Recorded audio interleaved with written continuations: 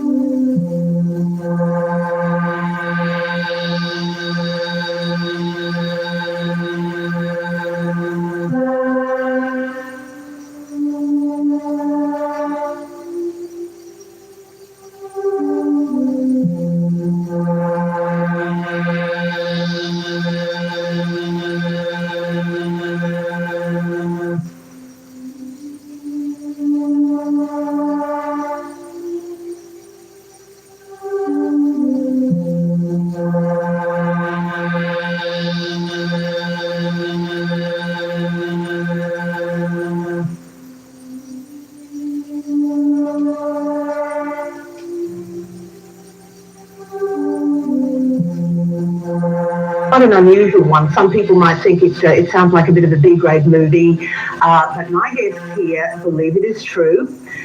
They are university-educated professionals running a successful business. They come from Grafton, and they just happened to have spent time inside an alien spaceship when they were kidnapped by extraterrestrials. As I introduce you, Scott and Wendy Longley.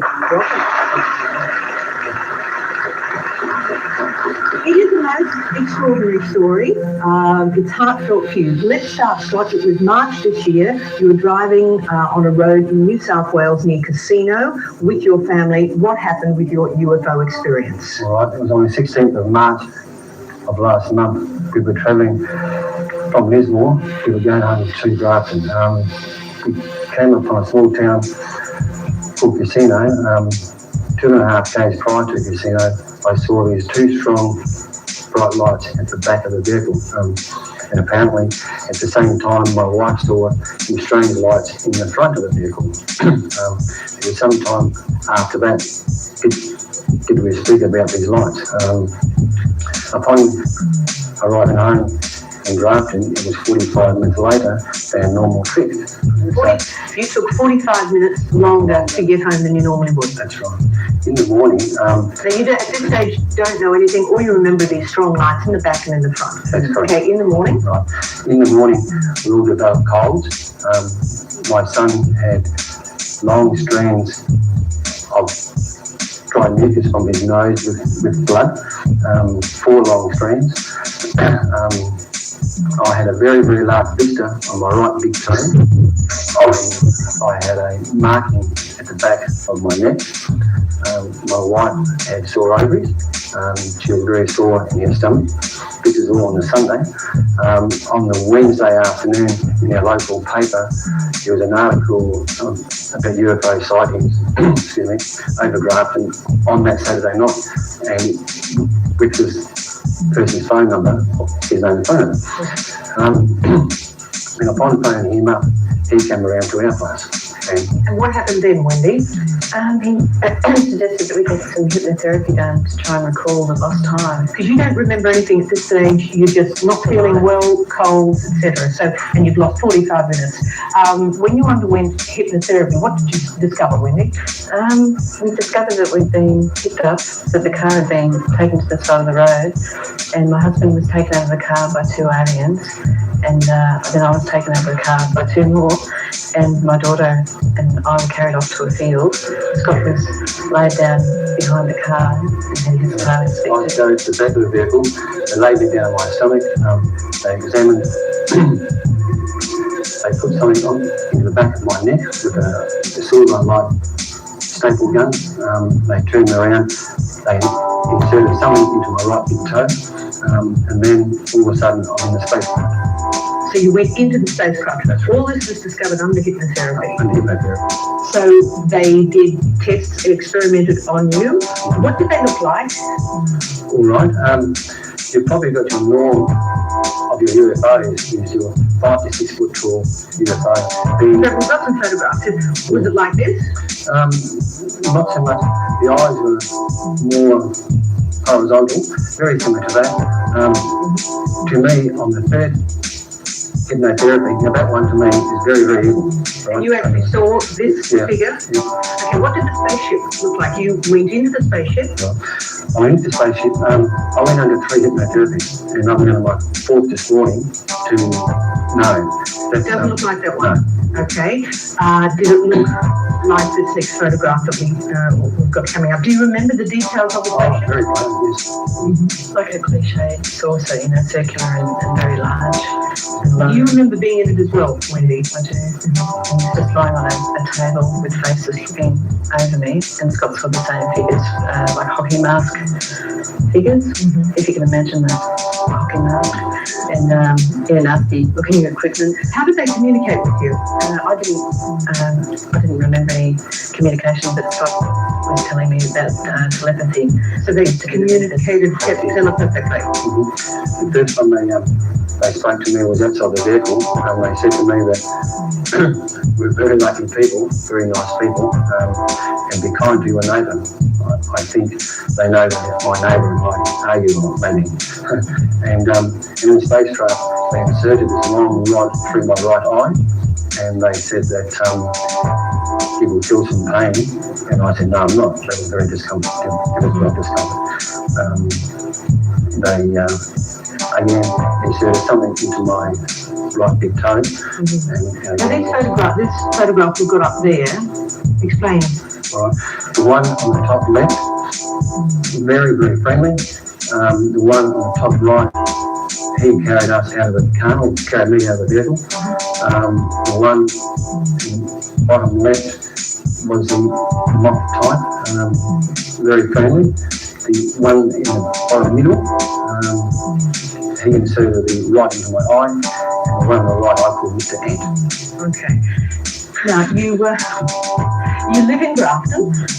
Have you talked to your friends and family in Grafton about this, Wendy?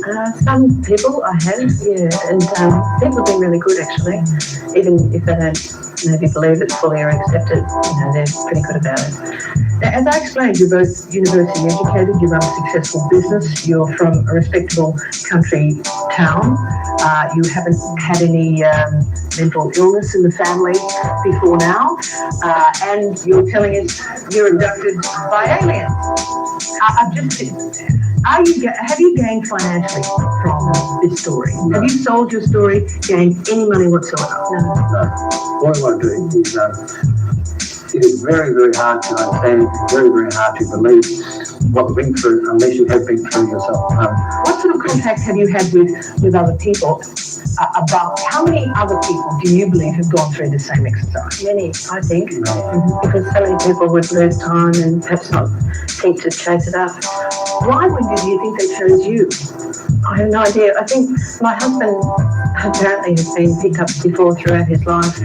Which came out through the hypnotherapy. That's right. And I think it was just along for the last ride. In the second hypnotherapy, it came out when I was 4, 8, 14, and now. And none of those you remember previously? No, none of them. Now, a lot of people, when you play the cynic, as I will say, they've been watching too many X-Files. We keep being asked, do you watch the X-Files? And we've seen a few episodes, but it's not, How do you react? What would you like to say to people who'll go, they're a little on the loopy side, and this is straight out of, a B-grade movie or an X-Files script? We're not here to gain anything at all. We're only here to tell people what we saw, what we went through as a family, and some will believe, some won't. It doesn't really matter. We just want to tell you, hey, they are out there, and this is what happened to us. Do you believe they mean to harm, or just experiment, or are curious? Under the first 2 hypnotherapies, they were very, very nice. I had no problems at all. They gave me a glass of water, so forth. Under the third hypnotherapy, which I went on Saturday morning, completely different story. They were Aggressive. very much so, very, very. What do they want to do on Earth? I think they're protecting us and checking up on us, like National Parks and Wildlife tagging animals. I think it's the same sort of. Did you ever believe before March this year about UFOs? What was your belief before that? Probably like everybody else here. Yeah, maybe not. I'm not too sure. Grafton might be thinking this is a bit curious. Probably. It's a bit too close to home, I think, to some people. What sort of reaction have you had from people in the street? You run your own car design business there. It's a fledgling one, so we're sort of not dealing with a huge number in the community.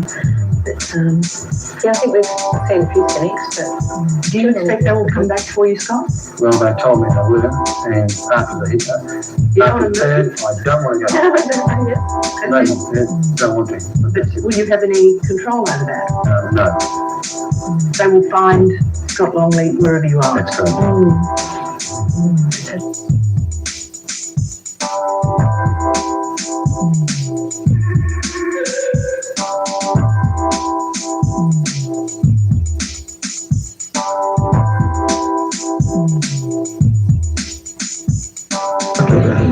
Okay, well, it was very kind, pardon me, for Brian to invite me over to your conference, or his conference and his committee's conference.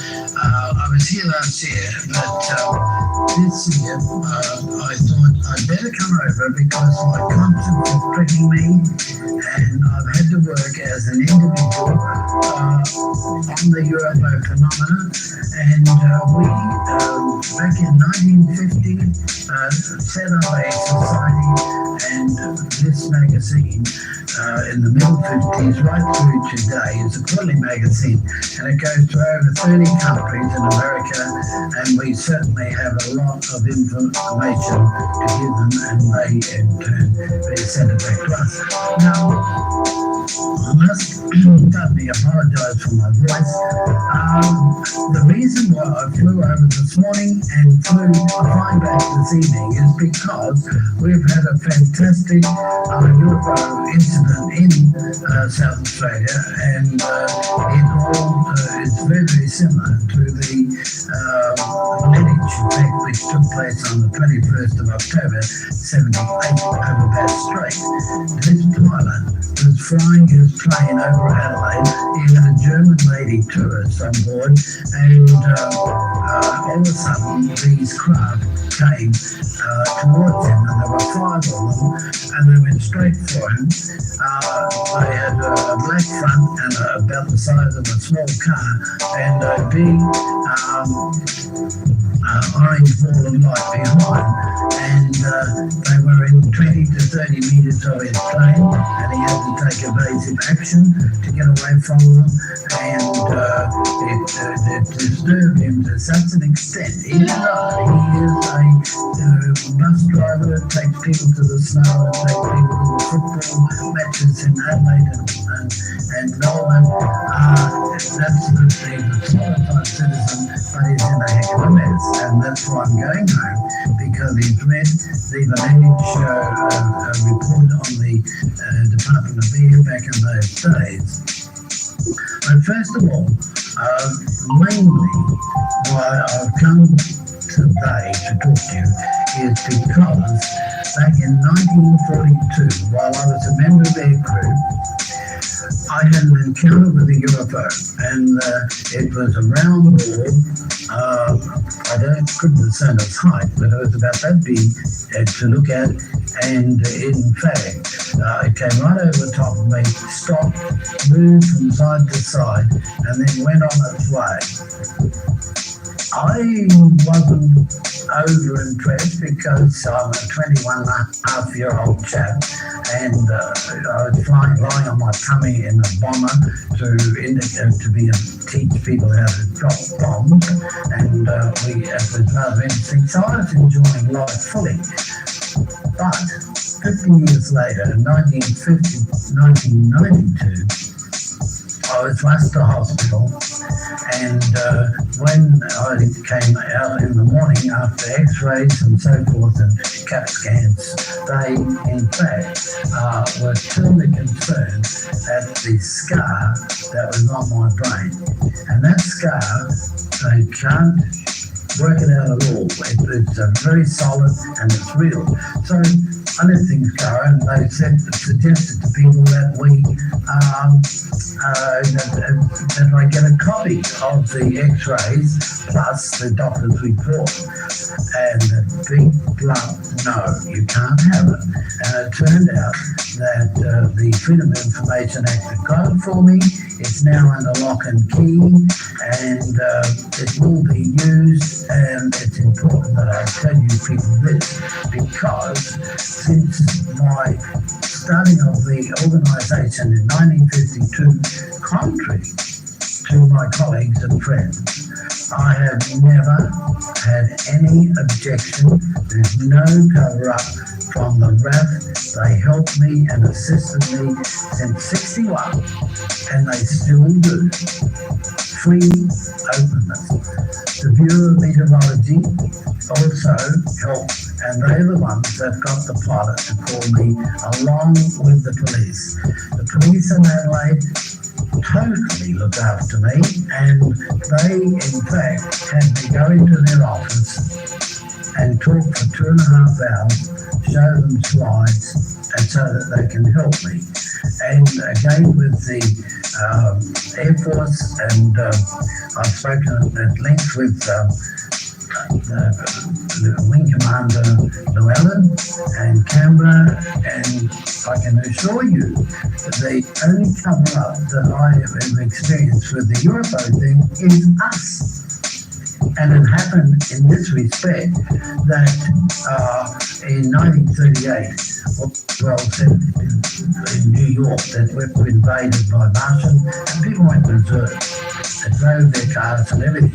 But in South Australia, they're equally as dumb, because we had to get the Premier to leave his office, go down to Glenelg and wave his arms and push the waves back because somebody had a moral attitude to Adelaide. And so that's the limit of, and the closed minds and the stupidity of we people, and I love we people, but what attitude to the UFOs.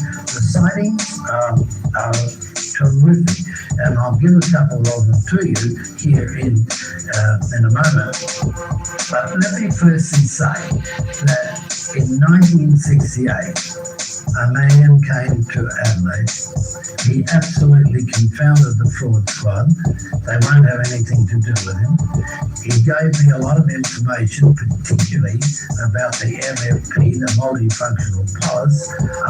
It was to go to Queensland, and I said, no, it won't go there. It'll come to Adelaide immediately. Well, within a fortnight it did. And therefore, that was all messed up in the sense of the Labor and the Liberals having punch-ups of who's paying for this, and they had to stop. And one of the executives went back to America, a great amount of money he got, and the Dr. Hammond went to the Adelaide University, and therefore they have now formed what they call the MFT Multifunctional Corporation, and with that they are going fine.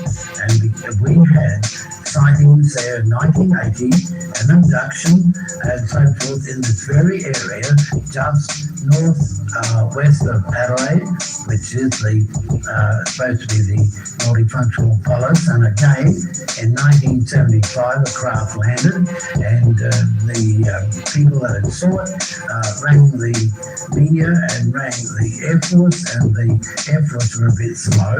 They sent out helicopters a bit late, and so the thing went away. So that level of the UFOs is quite free and open to anybody. Now, we've had the what was I going to say to you? The investigations right across Adelaide and South Australia, and also the damage to the various crops and landings and paddocks, and people watching the craft and waving to them and having them come right over their home and so forth, with mink smells in their home. And the farmer, who is a solid type man, rang me and he said, you know, the wife was right about these UFOs, but I'm upset because there's a ridge near the hill on near his kitchen window, and he saw them picking up quartz and things like that from the paddock, and he was upset, and he rang the police to talk about it. The same with the police, again, up near Jamestown. The chappie is out on his tractor and drilling instrument with his son-in-law, and this red ball of light came towards him, and as it came towards him, the son-in-law wasn't too happy, so he took it out of the paddock, and the father, Monty Lloyd, drove the diesel tractor home, and while he was there, the dogs were going mad, and he just went around to see what was going on, and there was this oval object with the lights in it, and it was quite disturbing. So he rang his wife, who was in Jamestown, to come home, and she said, no, you're too upset, what's going on? He tried to get torches, you know, the whole lot of them in the hall in the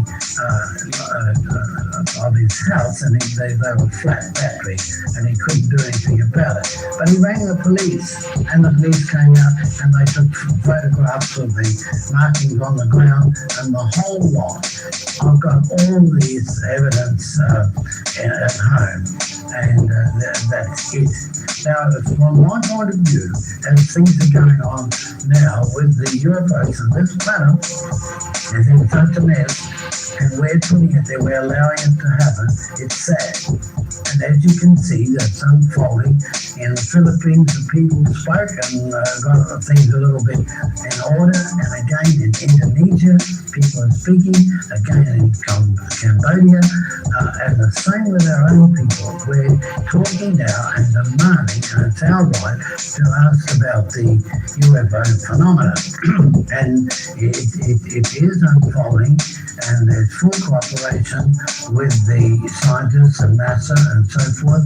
And just recently, they were quite concerned about the few incidents that have happened on our own planet. The Hubble scope is bringing out information that we sort of thought about and didn't do much about it, but it's come to fruition, and now we're doing something. The same with we're finding out that the moon has water on it. Well, people that had encounters with UFOs way back in the 50s told us that, and books were written and so forth, that there was water on the moon. And we watch things going into Jupiter, and we think we're pretty clever because we do it, and we are. But at the same time, these people from space have been watching us for thousands of years, and there's been things happening, and they've had to bypass us for a while, but now we're going out into space, and our science is just so fantastic that we're going out there and we're measuring much more in space than what's going on. So we are relative to the whole space concept, but we just have a bit of a light attitude, and that's we shouldn't, because we've got a beautiful sun and we've got a whole row of planetary systems, and we are unique. Now, it's our unique planet which is of interest to the people from space. And we're not doing too good to it. We're abusing it and so forth, and that's why they're coming back at the moment, because the storm and tempests and floods and so forth are really messing us up, and we're abusing the planet. In fact, we're sort of committing suicide. Now, I don't want to talk negative, but this is true, and it has been suggested to us that the planet won't last in its beauty of animals and so forth. They're becoming extinct, and we are becoming extinct, and we haven't learned anything. We know we have our religions, and I'm not knocking the churches as we know them daily or maybe Sunday, but they're the biggest damnation on this planet. They're killing one another, and if you're so-and-so and you're something else, let's have a shoot-up. And they've done it in Northern Ireland, in the Middle East, and all that, and we are still killing one another. So if you've been looking at this planet all this time, what the hell? I mean, you're going to come down and show some and try and influence us to do the right thing. And I hope that will take place. But also, I have collected, and I don't know why, but what happened to me in 1942 is very important. Now, I've had a good job. I've got a 51-year-old son. I've had a good business life. I've had a good life. And I still don't understand. From the first lecture I gave way back in the 50s, it's all wrong. If it's a mental fellowship or the science department or the police department or whatever, all those are wrong. I've also logged 1,700 sightings. Now those sightings are logged by date. If you say to me, oh look, I had this sighting back in 1973, can you tell me about it? I think it was down at such and such a country town. I can assure you that I can look it up. And if it's not there, I'll say, well, what's your name? And if they say it's Colin Norris or whoever, I can look it up and we'll find that sighting. That is on the computer, and that is 1,700 sightings. Now, my colleagues here, they're great people and so forth, but they'll show us sightings and markings and all that. But I can assure you that the sightings and the pictures and the movie and the voice I have transferred from my reel-to-reel back in the 50s and all that, right up until last year. Everything is being transferred to 2-hour cassettes. And the reason why I've done it is just to keep them for our club on principle, because the state government, South Australian state government, through the Wildlife Library, are taking everything that I have, and they'll be stored away like Aboriginal artefacts. So they're not going to be burnt or thrown out when I die. They're going to be kept, and this is very important. It makes me feel good that my life's work hasn't been wasted. And so our club in Adelaide is swollen fully. It's full. We have 80 to 100 people at our meeting, and it's increasing all the time. And our magazine, as I told you, it goes to the world. And these words have always been on. There's no jewellery, no wishing quartz or crystals or crosses or anything. It's a purely a technical book in the facts as they happen. And I can tell you that in 1952, the history starts of our club, and just to correlate, tabulate into 70.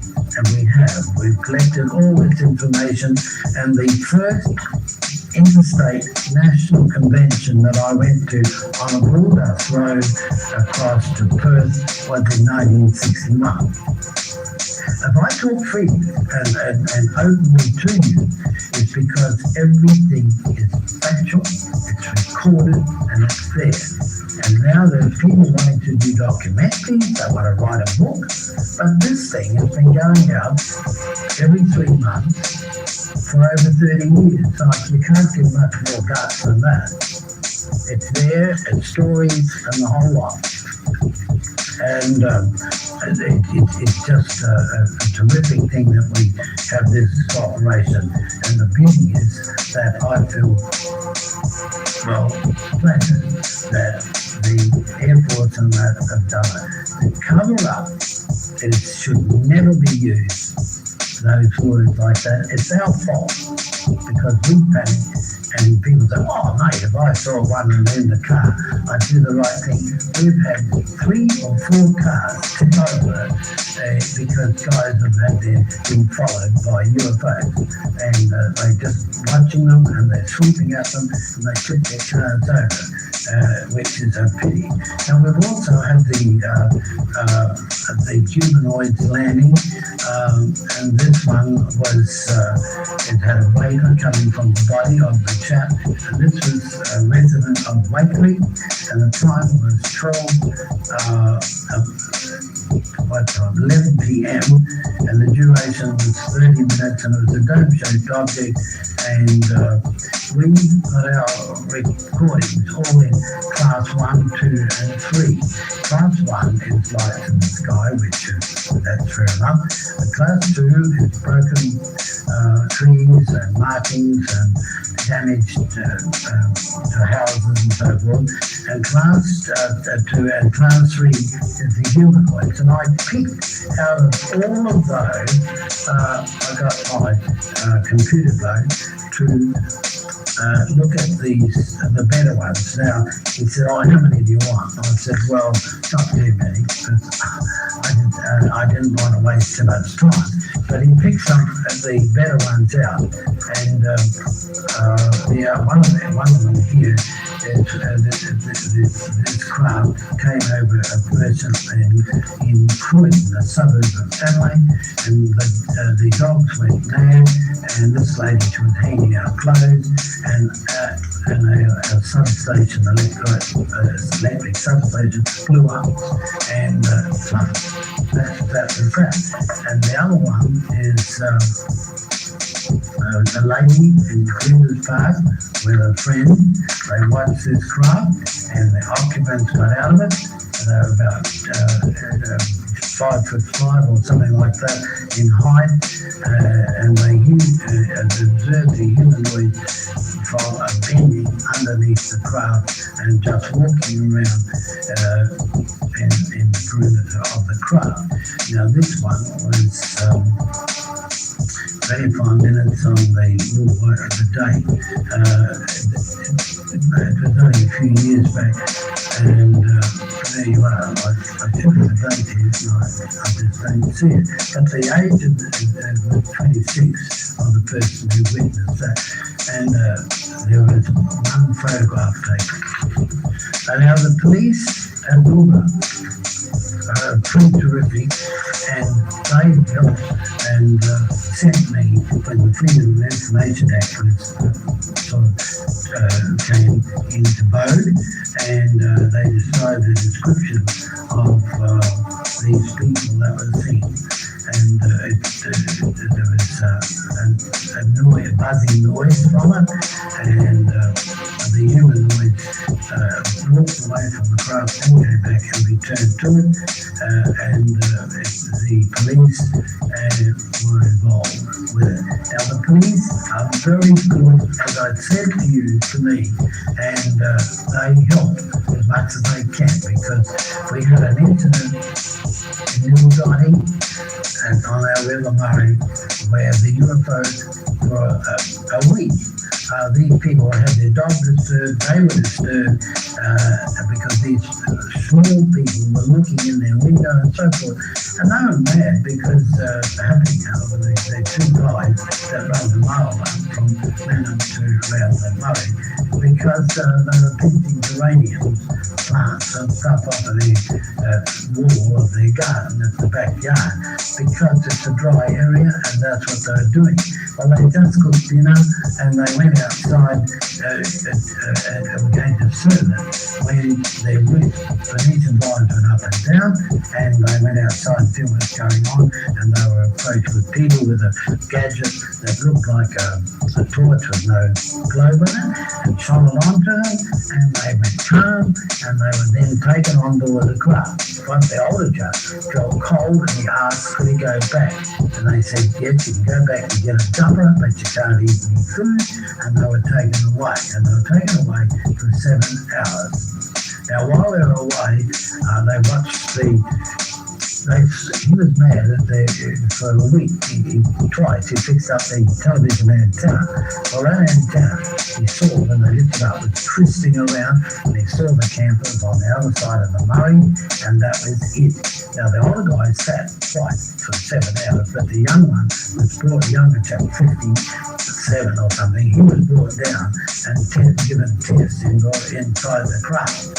Now, while he was doing that, he got bad aching legs and so forth, but they were brought back and they were given some food to drink and were back in their house. Now, the police next morning didn't see them in the street, which is normal, and so they went up to see them. And there these two guys were in a hell of a mess. They had jaundice in their eyes, they didn't know where they were, so they rushed them to the hospital and they made help, and the doctor had to look after them, and finally the older guy was left there, and they gave him new glasses, and these chaps were very disturbed people. Well, 18 months to 2 years later, they died. And again, we had the sighting, star-shaped side of the moon. The weather was fine, and they watched this craft in the paddock, and the farmer thought, I said, look at the electricity, our electrical supply company, we're out there with this sort of a caravan, and they thought it must be on the tray of a truck, and it was just floating there, and it turned off lights and everything in the house, and they were quite disturbed with that. The other ones at Strath Alvin, this object came over the house and it woke the people up, and they were pretty disturbed about that. The other one, this one was at Kimber. Now, Kimber's over in the dry area of our west coast of South Australia, and while it was there, sitting on the side of the road, the semi-trailers went by, and they saw this person, humanoid, standing in the light of coming from the object which was sitting on the side of the road. Now, I can assure you that really the UFO is a simple thing really in itself. I mean, they go visiting us and we make a big deal of it. We try and stir up the idea and write great books and elaborate on stories, and we don't have to do that. These craft are just coming here the same as we go and land a little tractor on Mars. But so clever, engineering, science, great. and it landed there, and it moved around and so forth. And I'm sure if there was any Martians there, they wouldn't want to make anything more of it. They would say, "Oh, those peasants from over there on planet A have done this." Or we say the same thing. I mean, these people are coming here, they're doing research, they see this planet needs help, and they're, I believe, trying to influence us to start smarten up and work for the good of humanity. Because people said to me, "Look, you're sort of talking against we humans." Well, I am. Because we have not learned, just say pick up Christ's time. For 2,000 years, all his attitudes and things that he's supposed to say and have understood, we don't. We don't deserve this planet. We are committing suicide, and this is a concern to these people from space. And I think they want to help us the same as we want to help whales that bleach themselves. Why bother? They're only whales? No, they're not. They're part of something which began with either a theory or a thought or a big bang or whatever. And we're part of that. And instead of us being fooled by our governments and politicians anyway, we think for ourselves and ask that we can start to meet these people from space. And we will, because they're coming, they're landing, and they're doing very good things in the sense of not hurting us.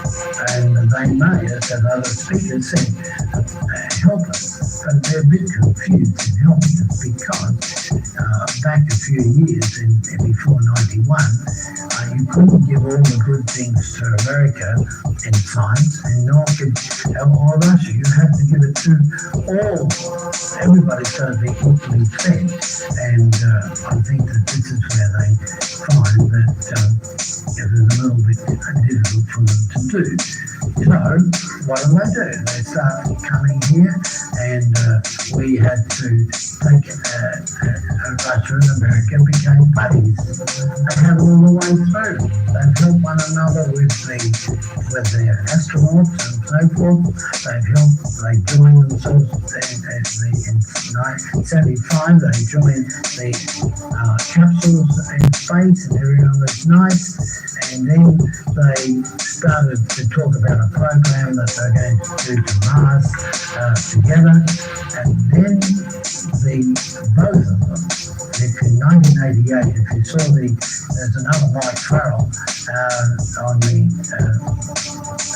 American television, had a hookup with Russia about the UFOs that have been happening here and what have been happening in Russia, and they joined together and started really way back in Truman's day when they called it global defense, because they were fully aware in the 50s of the UFO phenomenon, which came over the top of Washington, D.C. and so forth. And so they called it global defense. They started becoming buddies. And we started sending things out. Millions of dollars probes. Bang, they disappeared. Oh, they were taken. They were taken by extraterrestrial craft. And we just said, oh, well, that's it. This huge craft disappeared. And the Russians had it happen also. But the visitations became more important and frequent, that Russia and America said, oh, we'll all be buddies and we'll get together and we'll talk nice and we'll push over all the communist regime and be buddies, which they did because they thought, and they still do, of this global defense. And they think that if they get together and they're going to shoot down these people that are coming here, well, they won't be able to do that. And So it looks as though they're going to stop now and just talk together as sensible human beings, and it will help the planet. I mean, piggy bank when not Gorbachev and Khrushchev went over to America, they waved piggy banks and said, go home, come in, all that. And he said, look, democracy is beautiful, and it is, but we allow certain things to happen, and we're wrecking it. We're wrecking ourselves because of the freedom, and that's a pity. We've got to smarten up. And these people from space are walking around on this planet. And the chappie that came to Adelaide in 1968, really, you can ring the police department in Adelaide and say, oh, there was a chap there here in August 1968, and he did caused a lot of trouble, and he was very interested in UFOs and so forth. Tell us about him. They won't. The whole thing's gone quiet. And that chap certainly gave information regarding the MFP. You'll find that MFP is the actual communication instrument from our point of view to talk to people interstate, internationally, and UFOs. That's what it's all about, and it's being built strongly. And if you read Kathy's book, the captain pilot in New Zealand who wrote Harmonic 33, you'll see a grid, and the grid system around the world, and the thing that they found south of Africa in the sea, honey bars.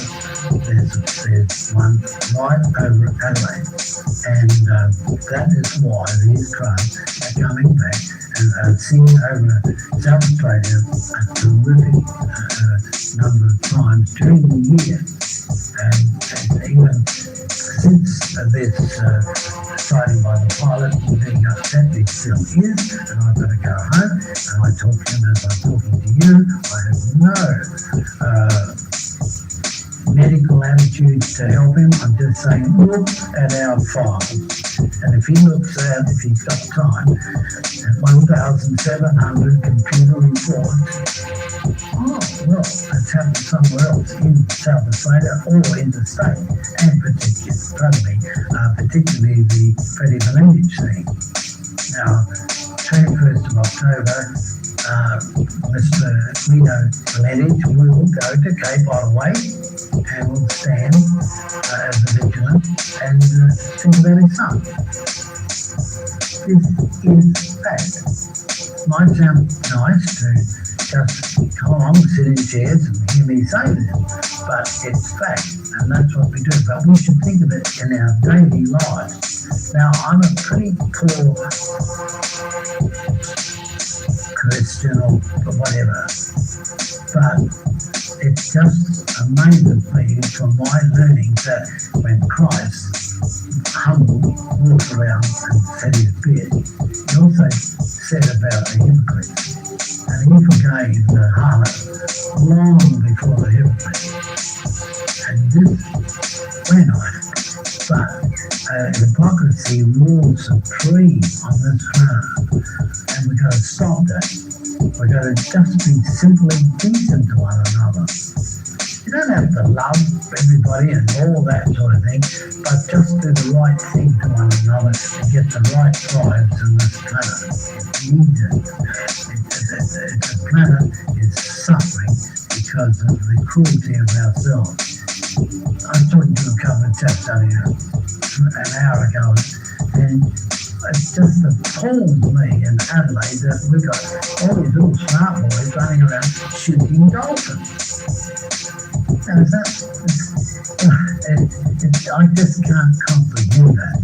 Now, my height put me in the ball turret of a bomber, the belly turret of a bomber, and I had to shoot things underneath. But now, today, I don't even I wouldn't know what exact thing was. The RSL, what's that? any other club or pertaining to the war. I don't know anything about it. I just don't associate myself with it or go to them, and I respect my friends that were hurt and all that, but we can't keep bringing things to the fore all the time, even as respect to whatever happens. When it happens, it happens. It's finished. And we've got to do the same with the UFOs. Put ourselves in an attitude of accepting. I had one chap rang me up. He was down on the Coorong, which is sort of in the going south of South Australia. And he said, look, all I want to do, when he saw this oval object with three lights, he said, I had my son with me, and look, mate, we want to call them down, and I'll tell you what, I'll shoot them down, because all I want to do is get the carcass and bring it up to the Adelaide Museum. Now, he's a farmer, and he's got a few dollars, and he's got phones on, and four-wheel drives. You'd think he'd have a bit more intelligence. But that's it. Shoot them up, and I'll bring them down, and you guys can have a look at them in the being carved up in the laboratory of the museum or something like that. I would like you to ask me some questions, because when you speak at a society in Perth in 1961, and to 700 lectures by my secretaries have told me that you've done, that's a lot. So I'd like you, if you'd like to, I don't know how much, what's the time in Sydney? Okay, how about you people asking me some rough questions, and I'll try and answer.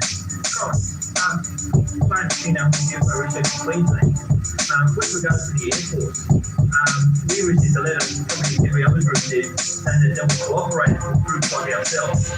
They will no longer investigate UFOs, which in effect admits that they didn't investigate them, and that they would cooperate. So we wrote to them and said, can you give us some of the sightings that you've received? They were told, keep giving them to us.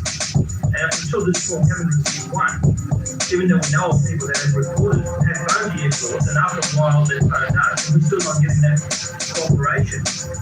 Is there maybe some other channels that we should be trying to get information? Well, I have the same letter, and the corporation's there, but they go to the Crawley Society to ring my home. Same with the police, same with the River Bureau, and so the CSIRO, they ring my home. Now, they're finished with it because they didn't have monies given to them to continue on. And back in the 60s, when Wing Commander or Flight Officer so-and-so was seen with Colorado sticking up the ground, it was embarrassing because we had our spacecraft down, and we're so small in our spacecraft to have some cranky UFO researcher flying forwards of like standing alongside a Wing Commander or Lieutenant something looking down like that in the media. They said forget it, but they would. I think it's history, and as they say, and I agree with them totally, that the word flying saucer, UFO, or UFO in the Air Force Day, and flying saucer, it's a phenomenon, because in that original being, the fact that we're here, what are we here for? Who did it? What is it all about? That essence of the beginning, it's not church, spiritual, or whatever, it's the essence of this planet. And it does seem like Bill Chalker said in 54, these things come up alongside of the fighter plane and zapped off. Now that happens to farms, to bus drivers, to many people at sea, and that is the phenomena which is the essence of the spirit side of this planet, which comes out and it turns into a physical as well. But we haven't got there yet. We've only had an aeroplane for 100 years. But we will understand that this spirit side is as real and as physical as the physical thing itself. But our some people are a bit psychic and so on, but most people only want to see the physical, and there is other side of it. Not the God of the church, but the creator of us, because after a few million years when the sun fades, we all get gobbled up in a black hole anyway, so what the hell? Okay.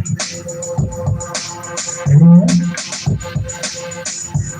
Come on, stump me or ask me some important question, because you must accept that we have to be prepared to meet these people.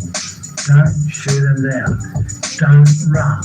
Don't follow them and they block you on the highway. And if somebody knocks on your door, which you got to, the society is not too pleasant in some respects there, but a person with a certain personality or behaviour or a gift of something that seems a little bit off the planet, literally, then accept it. Listen to what they got to say, because that's not our saviour, but it'll be a big help to us to get advice on these elders, people who experience things. Yeah.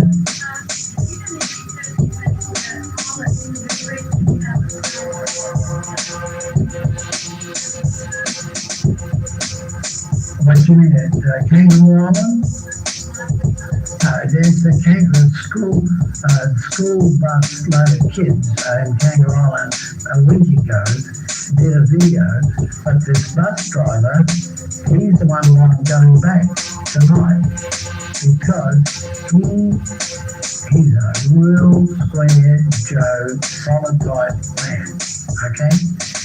But when this all happened, instantly he sort of phonetic. He had this German lady tourist, which he was showing the lights of Adelaide. Her pictures that she took, none came out. Other people in Adelaide took pictures, none came out. An Aboriginal chap at Port Curry, 200 k's north of Adelaide, saw these lights which were coming down. He got in his car and followed them. Stopped the car and took pictures.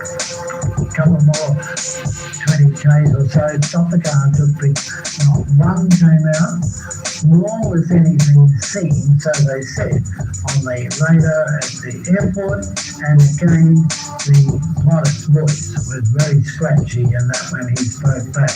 Now, he had to take evasive action to get away from these flight objects that came towards him, and they came within 20 metres, and they were the size of a small car with a red glob on the back. I've got it here. I've got the whole story here, and if you read it, it's rather interesting what happened to him. But yeah.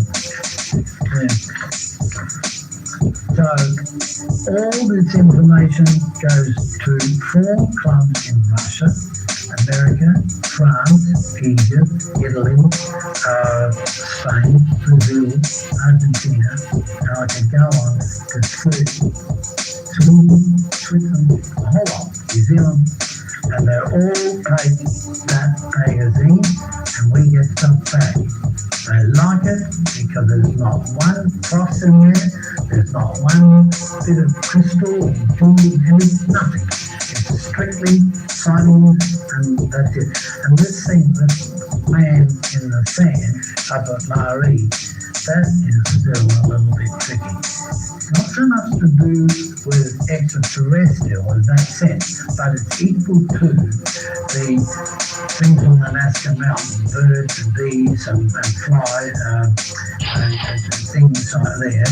Plus, it's to the land that's gone for thousands of years as you approach the coast of South America, and with other line markings and so forth, this is equally important.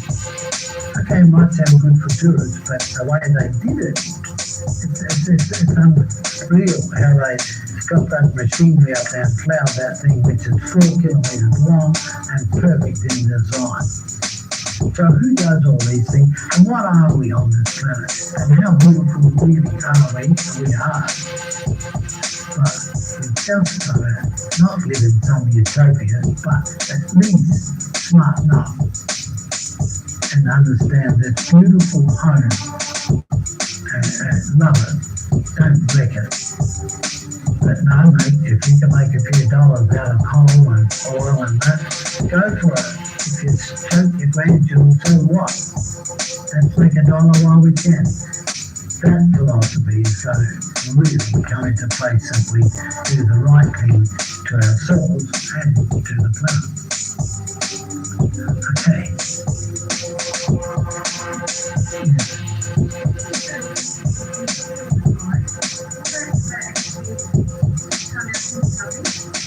Will these space people, will the space people come to Earth and be seen?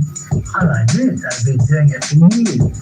I mean, Allah and Christ and everything, they all ascended in the cloud. They went off the planet. They're supposed to come back again.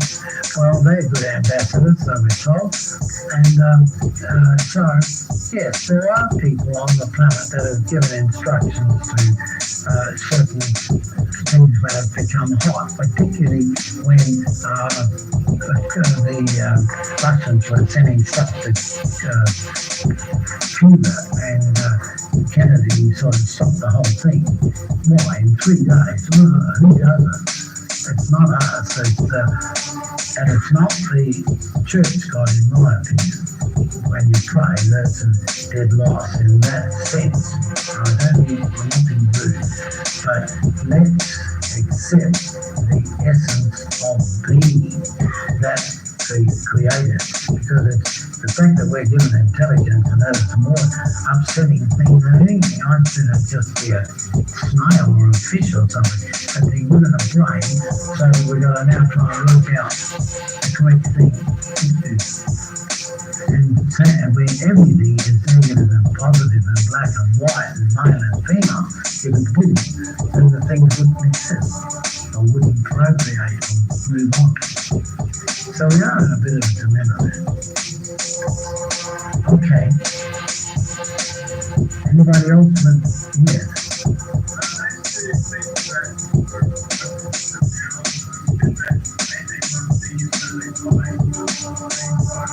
No, I didn't pursue it any further. No, my colleagues in the UFO world are furious with me because, look, mate, you don't go and pursue it. You don't do this and you don't do that. Well, I do, but not to any further extent. When those crop circles were in Adelaide, just north 10 miles, 10 k's north of the GPO, I had an academic who studied fungus and mushrooms. He's from the Urbay College, the Land College University. He looked at that totally and said, no way in hell could anybody do that in a suburban area. But he said, well, what can I say?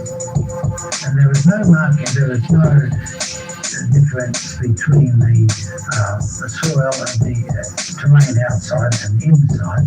Now those guys are exactly the same. Now I had a man call me in a hell of a panic. I had to rush down to the island where they're trying to build this bridge on Marsh Island, and he is a fisherman. And there at 5 o'clock in the morning, he said, I know that's not my neighbour. He's spinning around with his utility because they said they have the red light and white light, but not the blue and green. And he looked at that. Now, I went up to where the trough was and where all this took place, because when the thing took off, it went off like a plate, turned around and got smaller and smaller. But looking over here, from here to that wall or further diameter, this other farmer had carved out a place for broken windmills and truck chassis and things like that. But if you can imagine that round circle like that, and there's a triangle, here is a black cow with an umbilical cord and a car. And they're the same I am here, and I've got it on tape, the interview with the man. But people said, hey, why didn't you take a picture? Now, I said, how could I? There's the farmer taking me up, bringing me early in the morning. I had to scream down there, and then go, hey man, that's fascinating. Let's take a picture of your 3 dead cows in your calves with a biblical call and no blood. I couldn't do it. Okay, I failed. But that's it. So when you say about these men, I just knew and have the full story of it's a 3-hour tape, and if you want to come up, ring me up and let me play the thing to you on the phone, I'll play it to you, because when I talk to you people, what I'm saying is true. I can qualify it with the stuff that I have at home, and out of just 1,700 recorded tapes, now put on the cassette, you can hear it. You can look at all my pictures. Those pictures that I've got home would blow your mind. There are pictures that I've got home of a rim over a freeway with a white line going there. Just a real good ocker type Australian. He looks after the road, and he's got one of those trucks with a cabin and a tray, and it gets really well, a beam of light. He wonders what the hell is going on. So he went for a minute or so and thought, oh hell, I better go back and have a look. Turned around, went back, and there was this 4-metre diameter with about a metre ring, and it just looked like oil on water or glycerin, and that stayed there for 3 days. And I could go on with heaps and heaps of reports, but I can't stand here and tell you that 4% of 1,700 sightings would take me 5 days or more. But it is on the computer, and if you wish to call, Steve can throw it back to you on the computer. And we are on the internet. It's here. I suppose what you should do is people, I know I've got to be taken back to the airport, but you got a pencil? It says, all right. The computer is the same as my telephone number. And the fax, I mean. And that number is 8 or 08, you say for start again, 08 82 72 31 31, and that number has been in the telephone directory for over 30 years. And it's there now. And it's under the word flying saucer and UFO. Now, it says here email, and I said to my grandson 13 the other day, he said, Papa, you're not right with the computer. I said, give me a black and red ribbon and a typewriter and I'll do what you can do in the sense of writing a letter. But it says the Australian International Flying Saucer Research is on website HTTP, and then those 2 dots, colon, I suppose, www.ozemail.com.au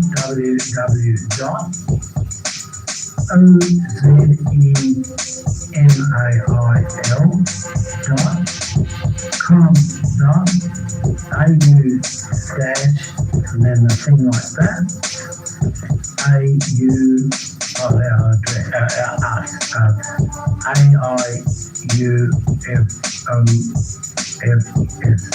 the Australian International UFO Flying Saucer Research. Now, if you call that, you can call it before I arrive home, but don't hold Steve up because I want him to pick me up. He will do that for you. You can have access to anything that we have. Anything at any time. I'm not being bitchy or rude or anything, but I will not read other societies other than they share their information, which I do. But I want to say that the picture stuffs up the true looking at the UFO phenomena. The UFO phenomena is very simple. They're there, they've come, they've gone, they're back, and now they're coming quicker because I think they really want to help us. Well, thank you anyway.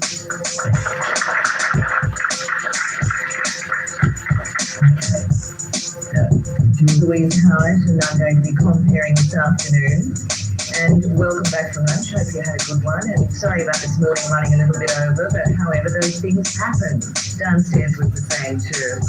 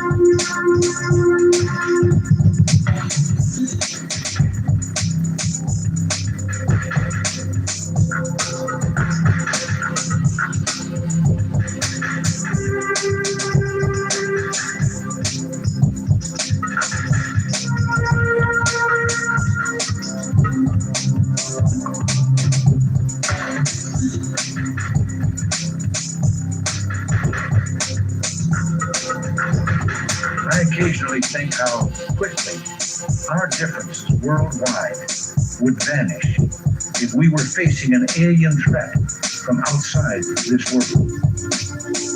And yet I ask you, is not an alien force already among us?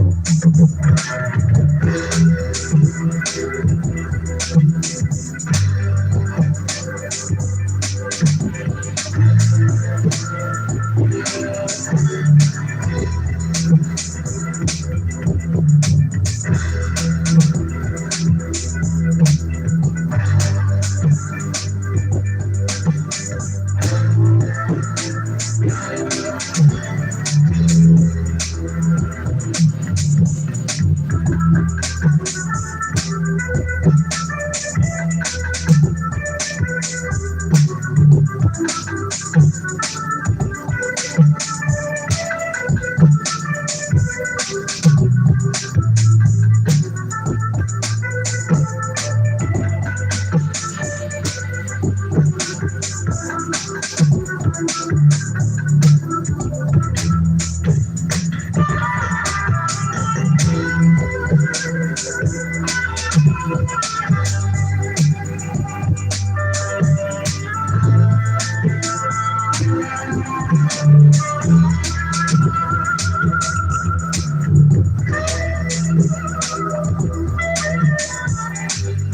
just wanted to show you this equipment so you know that I did this myself. This is my backyard. These are my satellite dishes. I have an 8-footer here, a 7-footer, an 8-footer, and a 10-footer. And they're all 4 in a row, which I will put on the tape for you. I'm doing this because I believe that I have something that is quite unique. I believe that it's controlled craft. Now, either it could be by our own scientists or by something unearthly. By that I mean genuine UFOs. I'm making this tape so that you can make up your own mind.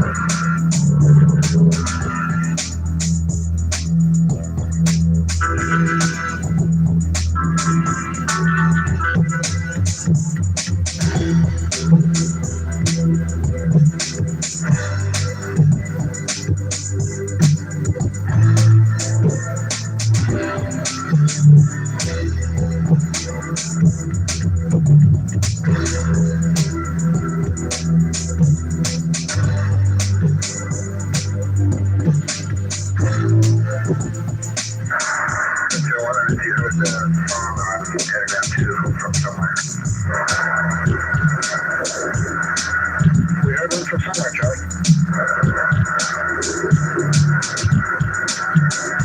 I apologize for a little out of town and maybe I keep our day job.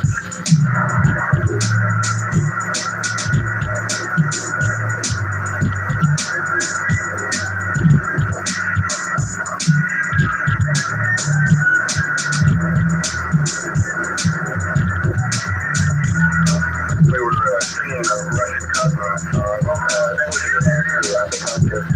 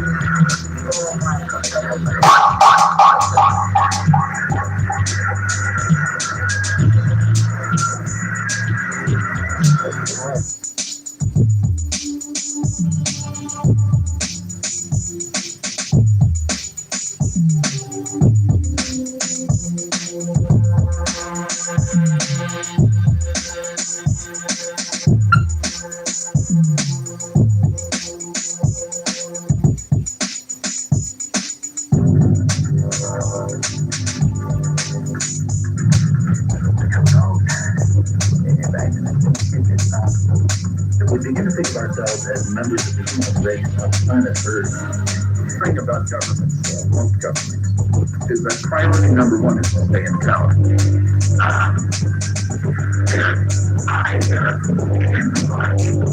Take a close look at the world they're playing. Could be headed this way at 20,000 miles an hour. There are other projects on the piece of plateau. Coming in September, a rocket area will be opened for the first time. And the plateau continues to deal with survivors. Several times we've tried to establish contact with even those selected to be they were afraid the others would consider them lions, and they tried to destroy them. lucky. It's had a rather remarkable experience. Imagine driving from point A to point B on the typical time takes 2 or 3 hours, and finding when you've arrived that over 10 days have gone. Well, this is, I guess, the beginning of the story. I won't go into too much detail because I'd like you to hear it from his own lips. Alan's only ever spoken once before about this to a small group, he sort of come forward with no desires for ground fame or fortune. In fact, he was sort of Jenny had to encourage him to come forward and giving him some information to him to research and back up some of the aspects of his experience. So please give him a warm welcome. He's come all the way from New Zealand. We had some trouble getting him over here through the government. They certainly have shown a lot of interest in our story. And I'm sure you're going to ask some questions on that at the end. He'll be open to talking. So give him a warm welcome to Alex.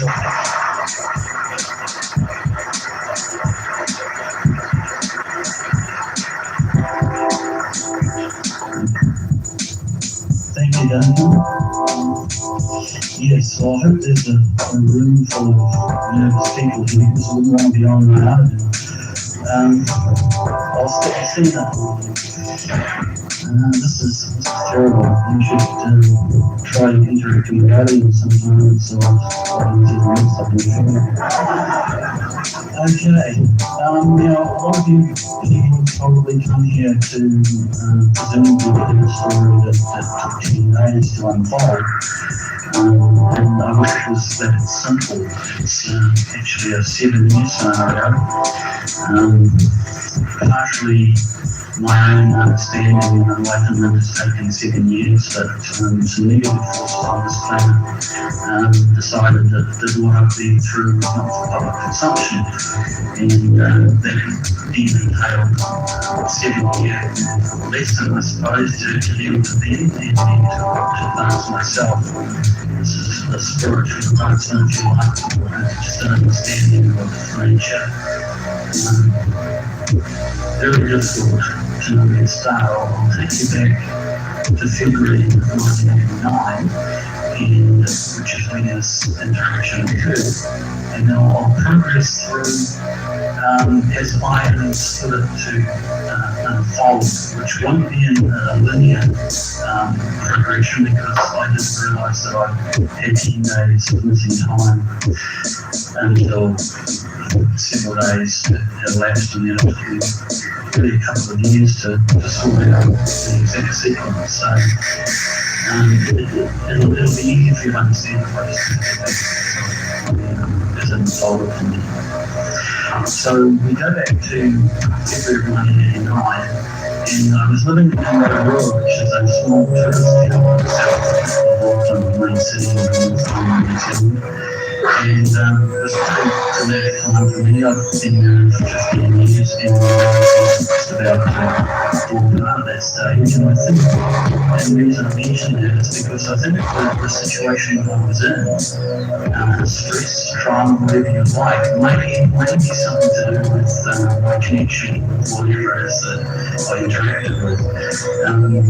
Just since I've gone through some hypnotherapy in Atlanta, I found that during my childhood, this has been going on in my life pretty much, this interaction.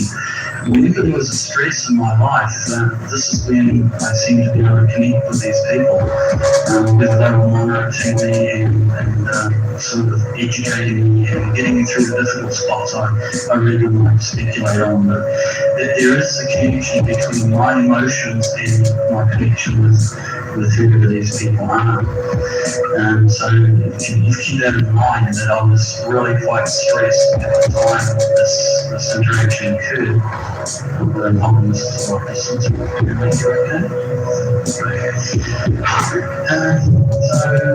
I was actually leaving the family in February 1989 and driving to stay with some friends. Now, coincidentally, that was the first time in my entire life probably I could have disappeared for 10 days and nobody was really keeping check on me. I was sort of in limbo between one aspect of my life and another. And I don't think during the whole duration of my life, but I never gone missing for 10 days and nobody would have noticed. So I think it might pay to consider the people that I interacted with, the alien intelligence time travelers. And if you put that into perspective, maybe they had already known where I would be at a set date and waiting for me. And that was the best time to uplift me in the start scenario. That's something I've only just come to grips with quite recently, dealing with thinking about why it should happen and how they would have picked that particular time. Did that make any aspect of it? We won't dwell on it too long. We've got a long way to go. It's just 7 years of my life, and I don't fit most of it in. You won't realise what's been happening quite recently as well, which all made it difficult even getting here. So I'll just skip over the first initial bit because it just involves driving from the road and then timing that we have a few days to sort out. At first, initially, you might think this is sort of what I was at, well, I've lost 2 days, 3 days. I originally left Rotorua on Monday, and when I sorted out what was happening in Auckland, I think it was a Thursday, and I couldn't quite figure out what had happened to Monday, the Tuesday, and the Wednesday. It was only sort of a week later I realised there was another week before that missing as well, so it was fairly dramatic. I was into March really before I realised that I hadn't had the last 2 weeks of February. That has really put that down to, I was pretty stressed out. It was a pretty disastrous time in my life. You don't get married and live with one partner for 15 years and just get through that relationship and just brush it over. Not like that. So I really wasn't very interested in a lot of stuff going on around me, except that there were some pretty weird things happening, I can tell you. You might notice I'm not wearing a watch after the first couple of speech talks. They don't like me very much. I've got a drawer full of watches and I thought there was something wrong with them, so I figured there was something wrong with me. Batteries just last about 3 or 4 weeks and they go flat, and then you take them back to get the watch fixed and it costs more to get it fixed and to buy another battery, so you put another battery and it goes flat and obviously throw the watch away. And I did that 3 times and I've got 3 or 4 watches at home if anybody's interested. So I just don't wear them anymore. They are battery operated watches. I must admit I've never thought about going to a try and test, but I just got used to not bothering with them. Tomorrow I'm here actually to give me a check on the time. Okay, yeah, so that's just one of the odd things that happened. I couldn't tell left from right, which is also rather strange. It was like I was a negative photograph of myself, if you want to put it bluntly. I was driving around Auckland, which I've been for 40 years previously to moving to Rotorua, and I was getting lost in the streets. I was turning right when it should have been left, and I was halfway down the road before I realised to do a U-turn and go all the way back and through the intersection in the direction. This is, it's pretty worrying at the time. You think, I'm losing it here. This is something pretty strange. Several other things I won't go on now. The biggest single feature probably was the car. It literally fell apart on me. The car had been driving up to Auckland from Rotorua. Hydraulically, all the seals started to leak about the same time. I replaced one, another one would go, replace that, another one would go.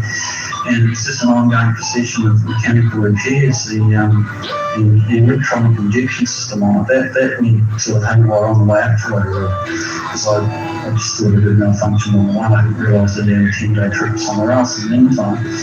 So I know one thing, alien technology doesn't like terrestrial cars, or they don't understand very much about them. And being a mechanic myself, I was sort of, what was going on with it just was illogical. I'll get to another very peculiar thing that happened to the car a little later, because that was really what put some terrestrial agencies on my doorstep, I believe. Caused me the strife of having sons. Basically what ended up, and because I was, I didn't have a place to live, I was flatting in some friends, and my car was playing up and I couldn't get out to look at places to rent, and so I just sold it in the end. I just got sort of trying to fix it. And I just bought something cheap and moved to another flat. And I was probably there for about a week, maybe 2 weeks. And I had a knock on the door from two mysterious gentlemen that suggested they were from the DSIR, which is the Department of Scientific and Industrial Research in New Zealand. It's an establishment that doesn't exist now conveniently. It has been solved and broken up into several other government units. These gentlemen said they were from the DSIR, but they really acted more like policemen than scientists, although they did have a lot of questions for me. Evidently, for some reason, they had a hold of my car that I'd sold, whether it was presented to them because the local garage couldn't figure out what was wrong with it, I don't know, but there was a lot of ongoing problems with that car, and they quizzed me on all sorts of things like there's been an accident concerning like high tension power lines, or they had been welding on, etc., etc. Anything to do with electricity, they were quite keen, and I couldn't give them an answer. There was nothing that the car had been involved in that I was sure of. By now, though, this problem with lefts and rights and watches going flat and several other things that I can't remember many hours into this. Anyway, they gave me a really acidic degree. It was like it was a real grind. And this was from scientific folk that were supposed to only be interested in the car, and they didn't know more about me. The surprising thing was that I felt I had changed. Because I was sort of repelled by these guys, and I couldn't quite understand that. It was like I could see right through them. And the presentation seemed false. It was almost like I was reading their minds as they were talking to me. Rather strange sensation, because up until then I've been reasonably trusting with people, and I'd take people on face value if they said they were something I would believe them until proven different. But these guys didn't add up. There was nothing about them that felt good, and I quite honestly panicked. And in the back of my mind was the thought they're going to present me with this car and ask me to buy it back, and I've already spent some of the money. So I wasn't financially well off at that stage. Like I wasn't working with the marriage separation going through. I didn't have all the excess money, so I'd already spent half of it on another car, and the scenario going back wasn't going to work, so I just actually opted out. I said, I'm going to move, so I only been for a couple of weeks, and I just upstaked and moved to another line. Mainly to put them off on track and just to start afresh. I didn't like the way they were coming from. That was okay. I didn't leave any forwarding address. I only told a few close friends what my new address would be, and within 2 weeks the same two guys turned up on the doorstep again and got it through for a loop, because there was no way they could have known that I'd moved using normal processes. That really freaked me out, and maybe we weren't quite so friendly this time. I think they probably sussed that I'd cottoned on that they were DSIR guys, although I wasn't completely sure. One of the gentlemen that flashed me an idea initially, and then we got around, all this happened rather quickly. Initially, I wasn't in the best frame of mind anyway, but he had a wallet folder on, and he had a DSIR logo and a name tag, and on the other side it was the Royal Institute for International Affairs, which I did not know. I only found this out from Duncan about 18 months ago when I first spoke to him. I said I thought it was a Royal Institute, like a university or a scientific institute. Can you give me a sign up? But I spoke to Duncan, he said, you realise that it's like the CIA of England or writing of the sub-government, which surprised me, and I had no idea. So the connection is possibly back to England on that. Since they do operate very firmly within the SIS, which is the New Zealand Secret Intelligence Service. But all this research is very recent, and only really to try and make some sense out of where these guys came from and why I was very cold towards them. So anyway, the second intervention, wasn't very friendly, and I decided that enough was enough. I was going to be inside, I wasn't going to tell anybody. I even sold my car that I had in and bought another one over somebody else's name and used a friend's postal address. I was phoning someone and I just used their phone, and so there was no contact with anyone that could possibly be from a government agency. There's no way they could trace me. I wasn't on girls or in phone books or anything like that. But just before I moved the second time, I'm sure the flat I was in at that stage had been broken into, and a few little notes had been taken, I think, and a few little artifacts that had appeared, which I was trying to make some sense out of, some crystals and things that I'd been there for, that just appeared in the car after that 10-day trip, and I was trying to figure out who I would have bought them. They seemed to have taken one of those, and as I said, some doodles and some hieroglyphs that I've been playing with and trying to understand. Now, so I moved for the third time, actually moved 5 times in 5 months to keep me off my back. But as this was unfolding, I was going through some regressive, we call them regressive dreams, repetitive dreams. Every night I would wake up about the same time in the same dream. And actually went on for about a month. And the dream actually followed a theme, a continuous theme. It was a bit confusing at first, but when I used to wake up in the morning, I'd start writing down what I could remember. And from that, I built up quite a long and involved interaction with some very strange people that I couldn't place. Like there were no friends, there weren't friends, and they didn't fit anywhere. The actual visual image of who I was interacting with was a bit hard to sort out, but the storyline was very easy to understand because it just followed a logical sequence. And after about a month, eventually the dream stopped, and it just ended in a slightly different way with that last dream. It was like the closing of the chapter, the closing of the story. At this stage, I was really freaking out because I really thought I had some problems. You have no idea. I even meditated some friends for a while because I couldn't be on my own. It was strange. It was a feeling that it's very difficult to fully understand. But anyway, I actually sat down one night and started putting the sequence of dreams together. And it's just like somebody started filling in the gaps for me. All the broken sequences fitted together as I wrote them. It's like somebody else was writing the sequence of events. So from that, and once I realised that they were government agencies chasing me, like I won't name them, I wouldn't say they were CIA or anything like that because they never identified themselves, so that would be pure speculation. I'm just guessing. So I actually managed to put together what happened over those 10 days. So now I'll proceed to run over that for you. We have got some slides here, but the projector's not working very well, so I'll leave that to the very end and just have to try and explain the very best I can about pictures. It's a shame because pictures 1,000 words and you can understand it takes me a lot longer to explain something verbally than looking at a picture. But what happened initially? I was driving, I can go back to remember driving the car, and the strange sequence was, first of all, the car started vibrating.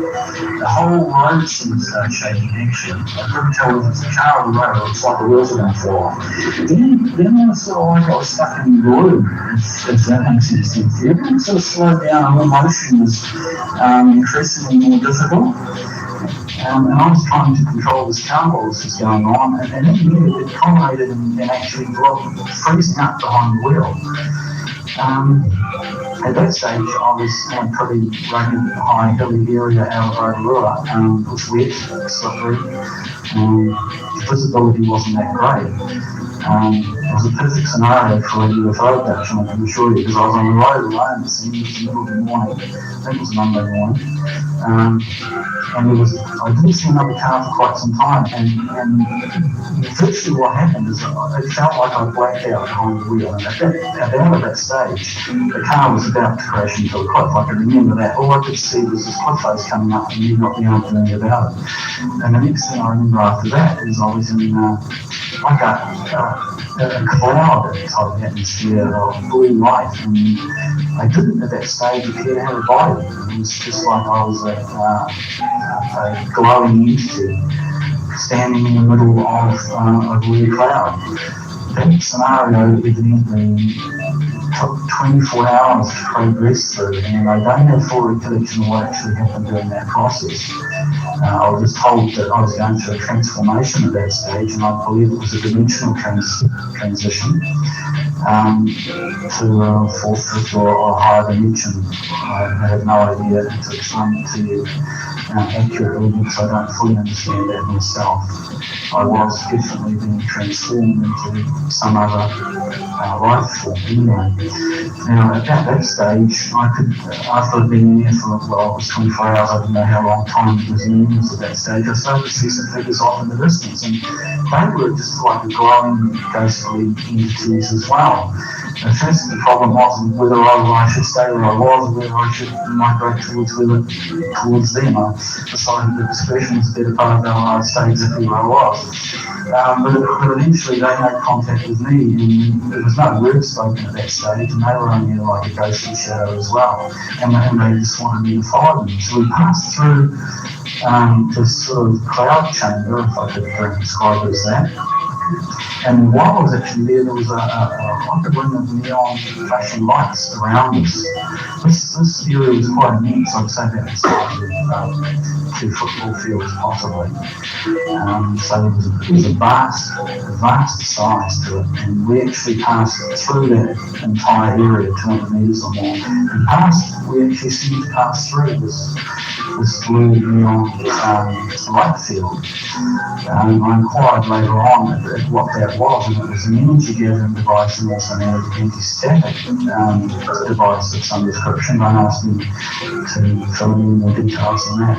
But as we passed out of that ring of light, I actually gained what I would consider to be my original body. I didn't have any clothes on, which was a bit of a fright, but didn't have the car either, obviously. And these other entities actually visibly formed bodies as well. It's like we passed out of the cloud and we became, well, dare I say, human. Very hard to describe that sensation. There was still no communication. I hadn't been asked or ordered to do anything. It was just like a free will ride, if you like. Now, I was just going with my gut feeling that I should follow. There was no orders and no communication, as I said. So we passed into an area where they had a glass tubular container, and later on I'll show you, hopefully I can show you some of the slides which might just show up. We're going to dim the lights later on, but for the cameras at the moment, we'll continue in this frame. Now, it was a glass container, and the unit came down over my head, and I don't know how long I was in there for. This was all part of a long process. And when I came out, I had what I could only call a blue Teflon bodysuit, which was actually a second skin. Now that encompassed my whole body from head to foot, and it was like as thin as the skin, very smooth, and it was a sort of a blue-grey colour. Now these other entities that had followed me out of the blue cloud were also, I would say, dressed or occupied the same coloured bodysuit. Probably I'll get round to what that did first to help you understand why we had it on. I was first of all informed that it was an energy transfer suit which actually gave the body sustenance, because these people didn't actually eat anything. They did partake of a liquid, But that was the only physical impact. All the rest was some electrical exchange system between the craft or the energy field or energy source and themselves, and it was some electrical processing unit which circulated between them and their power units, which actually fed them energy, nourishment actually from the atmosphere, I presume. And once again, I'm not really too conversant with the technical side of that. My education level is not high, and yet I'll show a lot of scientific things at a later date, which is going to be hard for me to convey to you because I don't fully understand why they were showing me these things. It's very difficult to understand, and including some aspects of time travel, which we'll get to in due course. So from there, and also once I had the blue suit fitted, I could actually communicate with them, and it was a telepathic form of communication, but it didn't actually encompass the use of words. And I was informed that the suit was doing the computerized translation of this language, if you like to use computer terminology. Now, as I said, there's no words used. It was actually resonance combined with light and pictures at the same time. So it was 3D spectacular picture show with flashes of colour. Now the colour was translated into a language, and there's a resonance to identify the particular colours. I'll go into a little detail on that because it's interesting.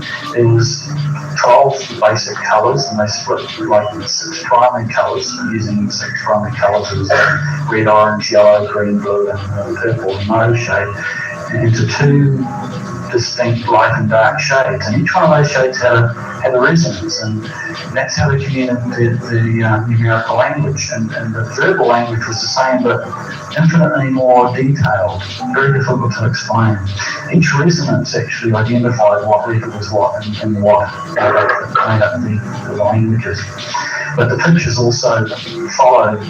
They gave you a picture of what they were talking about so you could understand. I don't know whether that was just for my benefit or whether that was just part of the sequence of events. But it actually became very, very easy to communicate using this sequence. It didn't seem like it was strange to me. Obviously the suit was doing its job, and I could communicate with them. Eventually I found out how to do so. And I was taken on a tour through the ship, but before that happened, I was brought to an alleyway system which looks so much like a bowling alley, your local bowling alley, and it had a sort of a central walkway through it, and off it were about 10 different alleyways. And I was told I was only really to use the end one. But there was no order to say don't use this. It just suggested that this would be the most appropriate alleyway for me. And the escort I had at that time just left me and said, you can go in there, basically. And I was left standing a god in the middle of nowhere with an alleyway which led to what looked like a blank door. I must have stood there for quite a while, sort of debating, well, will I go down there or will I head off somewhere else? I didn't know where I was going to escape to. It wasn't really a scary sensation. It was more a puzzlement why they would just leave me. Like I should have known where I was going and what I was doing, and believe me, I didn't. So I eventually walked down this alleyway, and the wall at the end was just blank. There was no door handles, there was no obvious lights or anything on it to touch, or it didn't look like it should have opened. And I actually stood there and waited until I was waiting for somebody to come out or somebody else to come through, and then maybe I can get in. But that went on for some time, and obviously nothing was going on. So I thought, I can't stay here forever. I'll see if I can feel something around the door that would enable access. Maybe there's a hidden trigger here that I can't see. And then when I touched the door, my hand actually went right through it. That left me debating again for a while. What was the next step here? Okay, so I thought, well, obviously, if I was told to go through that door and my hand went through the door, the best thing to do was to try and go through the door. So I just walked through the door, and that's what happened. I walked through the door, and that was a strange sensation, I can tell you. And at that point, I ended up in a huge room again. It was probably, I don't know, 80, 90 metres across, circular. All the spaces of dome, they seem to have sort of concealed lighting, but everything was domed, everything was moulded, everything was round. There was no sharp edges to anything. And it was like it was virtually growing, I would say, and I'll come to that a bit later on with some of the other constructions, and I think growing is probably the most accurate description with my knowledge at this stage. Now, in this other room, I actually met some other human entities, some of which had been in there for quite some time, not locked in there, but they were willing participants in this scenario that I didn't realise at this stage where I was going, what I was doing, what I was supposed to be doing there, and what they were going to do with me. But this is my first chance to interact with what looked to be completely human intelligences and human life form. And the woman that first approached me explained a little bit to me. I'll have to sort of compress this story down because already we've been half an hour and we haven't even started it yet. Now, there seems to be some sort of sequence of, I call this an abduction, but I don't want you to take it as an abduction. It's an interaction, but I didn't have any conscious participation in this initially, so I would have to say for me it was a surprise, so therefore it was an abduction. But later on I realised it's probably more an interaction because this had been going on for many years. Now, at this time that this happened in 1989, I was 40 years of age. And surprisingly, this woman that was interacting with me said that she was also 40 years of age when she had her interaction. Now, the surprising thing was that was 1937, and she was now 90 years old, and she didn't look a day over 40. That can throw you a bit, I can assure you. And we had a discussion. I asked why I was there, and she said, well, you'll have to ask the hosts that. And she said there could be many reasons, and she wasn't going to guess for me. She had explained that she had been brought aboard in 1937 and had decided to stay. And I said, well, I don't want to stay, when can I get back? And she said, once again, ask your hosts. They'll be back soon, no doubt. So we were discussing philosophical state of mind and what it was like to be somewhere for 40 years and not age one day, when our alien hosts came back. Now, my first initial contact was with a female entity, two female entities actually, but one that I remember particularly because she stayed with me right through the 10 days. And I call her Xena. That's just a personal interpretation of the name, if you like, because they didn't speak English as such, and that just is a name that I've struck with that suits the personality of the person I interacted with, but I don't think I could convert her name to any English language, so I've really called a lot of these people during those 10 days just names that suit. Because it's very difficult to get accurate interpretations from their language, which, as I said, does not contain any English. And I don't speak a foreign language, so there's nothing else to it. Now, the first initial alien entity was very, very, very human-like. You could say childlike, but definitely she wasn't a child. I found out that she was also about 40 years of age. I think her, if you recall, the birth date was around about 1950, which would make her 39 years of age at that day. But she looked about 20, 18, something like that, very young anyway, and it's very difficult to get an exact fix on the age, but they weren't exactly like us. I do have some slides here which I'll try and convey to you later, but I don't probably see them all that well. Now, she was about 5 feet tall, I would suggest, came up to about here. But the relevant thing here is I have no idea of scale of perception. I'm just assuming I was the same size there as I am now, because I appeared to have my own physical human body. But these people could have been 10 inches high or 10 feet tall. This is my relevancy to them. So please don't take heights as literally. I mean, they might have been so small. Anyway, this previous escort, female escort, came back into the room that I was interacting with some humans, and they had with them what they called an elder or a guardian. Now, he was evidently the original base concept of what these people are now, and by that I mean they're back engineering their race, if you could call it that, if back engineering is the correct phrase, to be more human. And as I found out later, the reason for that was they need to come back here to live, and in their present form they cannot do so. Now, I have interacted with the human race many times before, going back possibly many years. They were probably here long before we were, and I think along with some things that they're responsible for our genetic involvement. I won't go into too much detail there because I was told that there were many alien races that are responsible for the human race, so no one particular race can carry the can for that, if you like. They're designed by a committee, which might sort of explain to them. And these people were fairly quick to inform me that they did have quite an important role in the early evolution of man, but they weren't solely and simply responsible for it. But the genetics are in us, and basically we are very, very ancient race, which I think has lived in our system for many, many millions of years and possibly came from another system before that.